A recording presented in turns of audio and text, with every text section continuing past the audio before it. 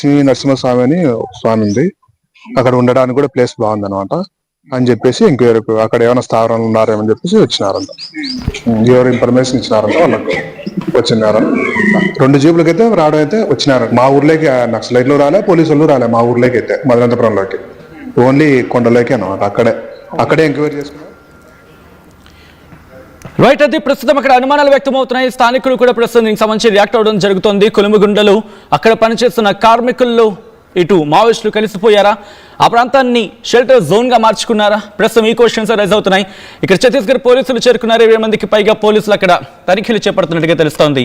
ఎందుకు మావోయిస్టుల జాడ దొరికిందా లేదా, ప్రస్తుతం అక్కడ తనిఖీలు ఎంతవరకు వచ్చే డీటెయిల్ గా మాట్లాడుకునే ప్రయత్నం చేద్దాం. మా ప్రతినిధి హుసైన్ అప్డేట్స్ అందించేందుకు లైవ్ లో సిద్ధంగా ఉన్నారు. హుసైన్ దగ్గరికి వెళ్ళే ప్రయత్నం చేస్తాను. హుసైన్, ప్రస్తుతం ఎంతమంది పోలీసులు అక్కడ చేరుకున్నారు, దాంతోపాటు తనిఖీలు ఎంతవరకు వచ్చాయి, ఎవరైనా మావోయిస్టులు ఉన్నారని చెప్పి అనుమానాలు వ్యక్తమవుతున్న క్రమంలో అనుమానాలకి బలం చేకూర్చేలాగా, లేకపోతే ఇట్ మేబీ ఎవరైనా దొరికే ప్రయత్నం జరిగిందా, లేకపోతే ఇంకా ఆ తనిఖీలు కంటిన్యూ అవుతున్నాయా?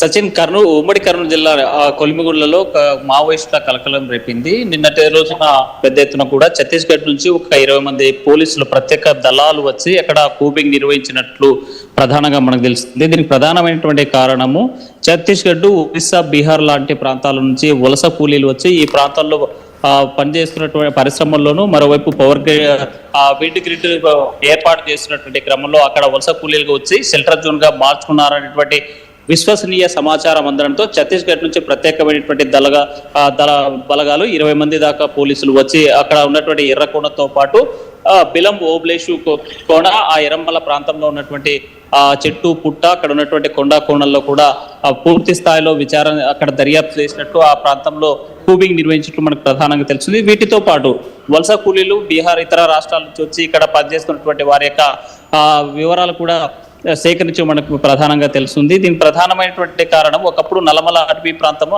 ప్రాంతం మొత్తం కూడా నక్సల్స్ కి అడ్డాగా షెల్టర్ జోన్ గాను, ఉద్యమానికి ఒకప్పుడు ఊపిరి పోసినటువంటి ప్రాంతంగాను ఒకవైపు నల్లమల ఉంటే, మరోవైపు సుమారు 2 దశాబ్దాల క్రితం ఇదే ప్రాంతంలో కొలిమిగుండ ప్రాంతాల్లో చాలా పరిశ్రమలు ఉంటాయి.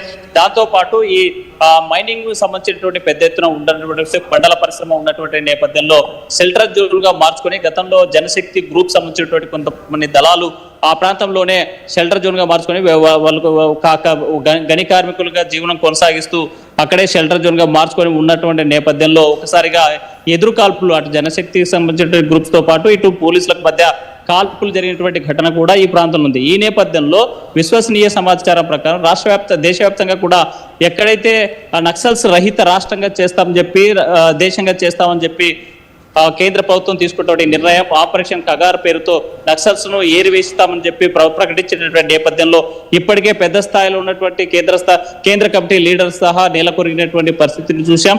గత వారం 10 రోజుల క్రితమే విజయవాడ మారేడుపల్లికి సంబంధించినటువంటి ప్రాంతాల, కోనసీమ మారేడుపల్లి ప్రాంతంలో కూడా ఆ హిడ్మా ఎన్కౌంటర్ తర్వాత ఒక్కసారిగా దేశవ్యాప్తంగా కూడా పెద్ద చర్చ జరుగుతుంది.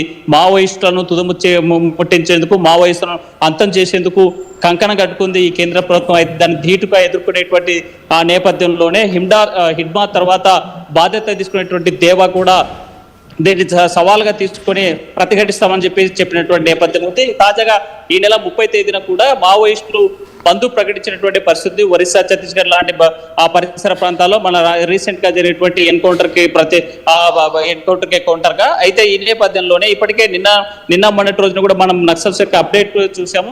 జనవరి 1వ తేదీ నుంచి మావోయిస్టు ఉద్యమాన్ని మేము సాయుధ ఉద్యమాన్ని వదిలేస్తాం, జనజీవన్ శ్రవంత్ లో కలవబోతున్నాం అని చెప్పేసి అధికారిక ఒక ప్రకటన కూడా విడుదల చేసినటువంటి నేపథ్యం ఉంది. అయితే ఇటీవల కాలంలో ఎప్పుడైతే మనం విజయవాడ కేంద్రంగా 30 మంది కూలీలు ఆటో నగర్ లో కేంద్రంగా చేసుకుని కార్మికులుగా మారి ఒక ఇంట్లో అక్కడే డంపుగా గండంలో ఆయుధాలు పెట్టుకున్నటువంటి నేపథ్యంలో ఏపీ పోలీసులు దాడి చేశారు. దాడి చేయడంతో పాటు 30 మందిని అదుపులోకి తీసుకున్నారు. మావోయిస్టులను తీసుకున్న తర్వాత అక్కడ ఉన్నటువంటి సాయుధులైనటువంటి వారి దగ్గర ఉన్నటువంటి ఆయుధాలను కూడా స్వాధీనం చేసుకున్నటువంటి పరిస్థితి కూడా చూసాం. ఈ నేపథ్యంలో చాలా ప్రాంతాలు అంటే అతి కష్టమైనటువంటి పనులు కానీ, లేకపోతే విండ్ పవర్ కానీ, అదేవిధంగా సోలార్ పవర్ కానీ, లేకపోతే పెద్ద స్తంభాలు ఎక్కింటి అంటే విద్యుత్ సంబంధించినటువంటి పనులు చేసేటువంటి అతి ఎత్తైన టవర్స్ ఎక్కాలంటే మాత్రం బీహారు, ఛత్తీస్గఢ్, ఒరిస్సా లాంటి ప్రాంతాల్లో ఉన్నటువంటి నైపుణ్యం ఉన్నటువంటి కూలీలు ఈ ప్రాంతానికి వచ్చి పనిచేస్తూ ఉంటారు. ఈ నేపథ్యంలోనే రాష్ట్ర వ్యాప్తంగా కూడా ఏపీ ప్రభుత్వంతో పాటు అటు కేంద్ర ప్రభుత్వం కూడా ఎక్కడ మావోయిస్టులు ఉన్నా కూడా వారు ఎలా ఏ రూపంలో షెల్టర్ అంటే సేఫ్ జోన్కి వెళ్ళి సెటిల్ గా మార్చుకొని ఉన్నా కూడా సహించేది లేదని చెప్పి అంటే ఈ రోజు కొలిమిగుండ్లకు సంబంధించి మాట్లాడుకున్న క్రమంలో ఇక్కడ హుసేన్ ఇక్కడ అంటే ఏం జరిగింది ఎగ్జాక్ట్ గా ఇన్ఫర్మేషన్ వచ్చిన తర్వాత అక్కడికి వెళ్ళి వాళ్ళతో అంటే వాళ్ళతో కలిసిపోయి మాట్లాడిన పరిస్థితి ఉందా, లేకపోతే పూర్తిగా ప్రదేశాన్ని కార్డన్ ఆఫ్ చేసుకున్న పరిస్థితి ఉందా? ఎట్లా తనిఖీలు చేపడుతున్నారు? ఈ తనిఖీలు ఇంకా ఎంతసేపు కొనసాగే అవకాశం ఉంది? పోలీస్ వర్గాలు ఏమంటున్నాయి? సచిన్, ఈ నేపథ్యంలోనే ఛత్తీస్గఢ్ సంబంధించినటువంటి 20 మంది సాయుధ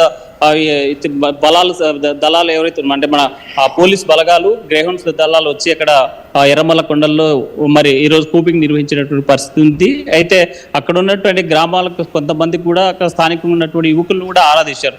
అంటే ఈ ప్రాంతంలో ఎక్కడెక్కడ వెళ్తుంది, ఈ రూట్ ఎక్కడ వెళ్ళాలి, ఈ ప్రాంతంలో ఎవరైనా ఉంటారా అనేసి మనకు ప్రత్యక్షంగా తను పోలీసులు బలగాలు ఎవరైతే మాట్లాడినటువంటి యువకుడు ఉన్నాడో ఆ యువకుడే ఎక్స్క్లూజివ్ గా ఆర్టీవీతో మాట్లాడినటువంటి పరిస్థితి కూడా ఉన్నటువంటి నేపథ్యంలో ఆ ప్రాంతంలో ఉన్నటువంటి ఈ కూలీ అంటే ఛత్తీస్గఢ్, బీహార్, ఒరిస్సా లాంటి ప్రాంతాల నుంచి వచ్చినటువంటి కూలీల యొక్క ఆధార్ కార్డులతో పాటు అక్కడ ఉన్నటువంటి వాళ్ళ ఎలాంటి సిచ్యువేషన్ ఉన్నారు, ఎవరు వీళ్ళకి ఏమైనా మావోయిస్టు నేపథ్యం ఉందా, లేకుంటే సింపతిదారులుగా పనిచేస్తున్నారా, లేకపోతే సాయుధ దళాలు సాయుధ మావోయిస్టులు ఇక్కడ ఏమైనా షెల్టర్ దాచుకోవడానికి వచ్చారా అనేటువంటి దానిపైన కూడా పూర్తిగా ఆరాధించినటువంటి పరిస్థితి ఉంది. అయితే ఏ ఒక్కరిని కూడా ఇప్పటిదాకా అదుపులోకి తీసుకున్నట్లు కానీ లేకపోతే అక్కడ ఉన్నట్లు కానీ ఎలాంటి అధికారిక ప్రకటన అయితే రాలేదు. మావోయిస్టులు ఉన్నారని, ఈ ప్రాంతంలో తిరుగుతున్నారని, ఈ ప్రాంతానికి జల్లెడ పట్టేందుకు ఛత్తీస్గఢ్ నుంచి ప్రత్యేకమైనటువంటి పోలీస్ బలగాలు రావడంతో ఈ ప్రాంతం అంతా కూడా ఒకసారిగా అలర్ట్ అయింది. ఆ ప్రాంతంలో ఉన్నటువంటి ప్రజలంతా కూడా భయాందోళన గురవుతున్నటువంటి పరిస్థితి ఉంది. అంటే మా ఏరియాలో కూడా ఇక్కడ ప్రశాంతంగా ఉన్నటువంటి వాతావరణం,